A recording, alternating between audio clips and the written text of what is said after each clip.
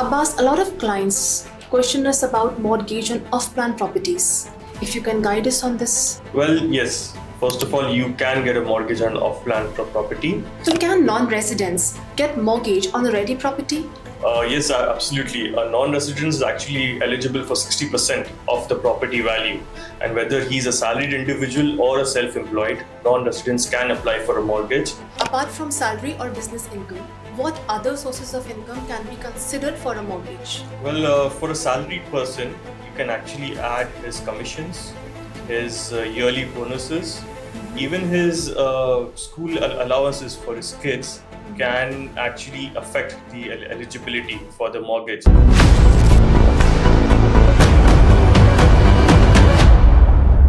Securing the right mortgage isn't just about financing a property, it's a strategic decision that can save you millions. In today's episode, we are discussing key mortgage strategies to help you make informed decisions. Hello everyone and welcome back to my YouTube channel. If you are new here, I'm Venu Rehan from Unique Zone Real Estate. Today, we are exploring one of the most important aspects of real estate, mortgages.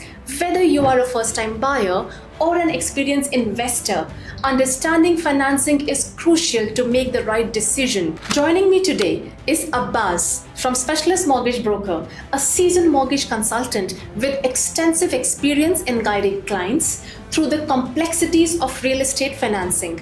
Abbas, welcome to the podcast. Thank you for having us, Ms. Binu. A lot of buyers think, Abbas, getting a mortgage is just finding the lowest interest rate, but there's a lot more to it, right? Yeah, of course, there's a lot to it. Clients usually just ask for fixed rates, and that's just not it. Clients have to understand that after the fixed rates, there's a follow-on rate which they need to understand. What are the bank's processing fees? What are the exit charges like? And what are the overpayments options that the bank offers them that gets them to close their loan earlier and save so much on interest rates? So it's not just about the fixed rate. Abbas, a lot of clients question us about mortgage on off-plan properties. If you can guide us on this. Well, yes. First of all, you can get a mortgage on off-plan property. If a client has purchased a property and which is now 50% completion, and also he has paid 50% for the outstanding, he can apply for a mortgage. Great. Unfortunately, this product is currently available only for residents and not for non-residents. Okay. So can non-residents get mortgage on a ready property? Yes, absolutely. A non-resident is actually eligible for 60% of the property value. And whether he's a salaried individual or a self-employed, non-residents can apply for a mortgage, condition being that it should be a ready property. How important, Abbas, it is for a client to obtain a pre-approval before starting the process of buying a property, and how much time it takes? Well, it's really important for a client to get a pre-approval before he starts his property search. For a real estate agent, he takes a pre-approved client more seriously because he knows what is exactly the client looking for at what budget, and the sellers are also open to negotiate with a pre-approved buyer. And also a buyer, once he has a pre-approval, he knows what his monthly outflows are going to be, and he can accordingly plan his down payments and finally the budget, the property that they're going for. Abbas, what are the different kind of mortgages available? Well, there is one which is a standard mortgage, which you do for your developer unit or your resale properties. Second, you have buyouts where you shift your bank to get a much more attractive interest rates. Another would be you can refinance your property and get equity out of that, where you have an existing unit, where you might change your bank, or also with your existing bank, you get equity, or in very layman terms, you get cash out of your property to buy another real estate. Apart from salary or business income, what other sources of income can be considered for a mortgage? Well, for a salaried person, you can actually add his commissions, his yearly bonuses, even his school allowances for his kids can actually affect the eligibility for the mortgage. And overall, for a self-employed or a salaried person, you can actually add the rental incomes as well, which they receive. Abbas, can clients secure a mortgage solely on the rental income? Yes. If you do not have a salary or a business income in the UAE and you're just an investor who has multiple properties in Dubai, then yes, based on rental income, you can get a mortgage. The banks have a certain condition where they have a minimum number of properties and a minimum amount of rent that you have to show to the bank to secure that mortgage. Abbas, how do mortgage requirements differ from salary individuals to self-employed? For a salaried individual, it's much more easier for the bank. You just take their monthly salaries. You may add a rental income or bonuses or commissions that they receive. You minus out the liabilities. For a self-employed, it gets a bit more complex.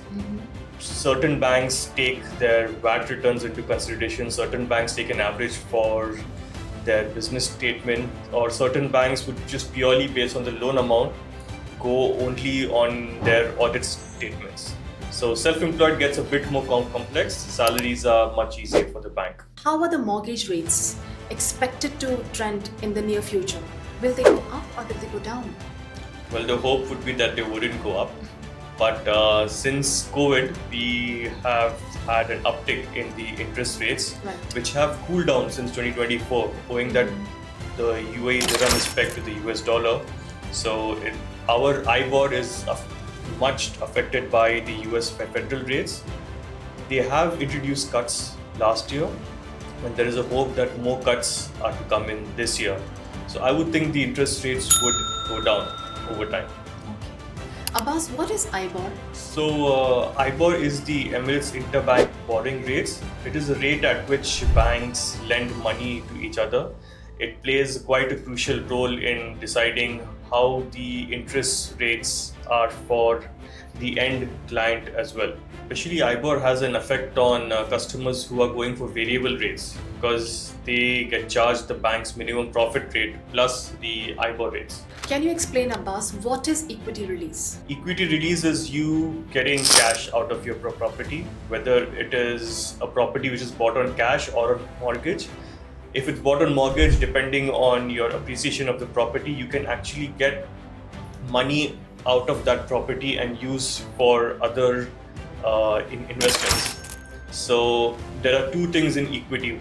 One thing would be a bank's control payment equity, where the bank takes money from your property and pays for another real estate. And there's something called as pure equity, where the bank gives you money just based on 50% of the property value, and that money hits your account, which you can use for X to Z purposes. Can a customer get a golden visa based on a mortgaged property? Yes. So the rules have recently changed, and earlier when you invested in a property for 2 million and you applied for a mortgage, you had to do a down payment of minimum $1 million. Now that rule is not there. When you buy a property for 2 million and you do a mortgage on that, or even if it's an off-plan unit and the value is of 2 million, you are eligible for a golden visa. This is really interesting. Finally, the last question of the day. This question I've been asked a lot many times. Why should we work with a mortgage consultant and why not approach the bank directly? Well, that's a question we get asked from our clients a lot. There are around 11 to 12 banks in the market and they offer so many different products. I think it's very difficult for a client to fish out all the best products which are available. And even if he does, he's going to miss out on something very interesting and something which would be as per his requirement. Sure. A mortgage broker knows all the rates, all the products, and also has in-depth relationship with the banks. So we can do your pre-approval much faster. And again, we can also solve the little hiccups that you might face with the banks. Thank you so much, Abbas. Thank you, and it was a pleasure. That wraps up today's discussion on mortgages. A big thank you to Abbas for sharing his expertise on everything from off-plan mortgages to various types of income that can be considered when applying for a loan. As we have learned, securing the right mortgage involves much more than just finding the lowest interest rate. It's about understanding the finer details and choosing the best option that fits your financial situation, whether you are a resident or a non-resident. Well, that's it from me. Thank you for tuning in, and we look forward to having you with us in the next episode. Don't forget to like, share, subscribe our YouTube channel for the latest updates. On behalf of Unique Zone Real Estate, this is Venu Rehan signing off.